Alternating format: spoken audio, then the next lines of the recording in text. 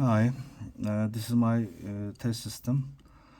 I divided the electricity energy into source A and source B and regulated it with a switch. I connected the phase and neutral lines to input on the device correctly. Now I will try the scenarios. Energy. Okay. Source B on and source B off. Both source off. And source A on, nothing. Waiting. No.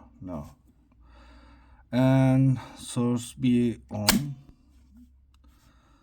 switch to source A.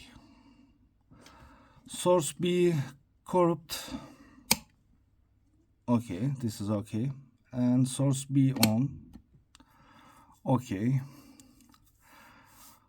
And source A off. Okay. And source B off.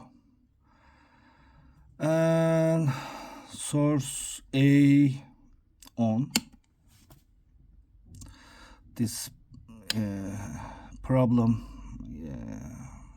unfortunately, the device does not work properly. Okay.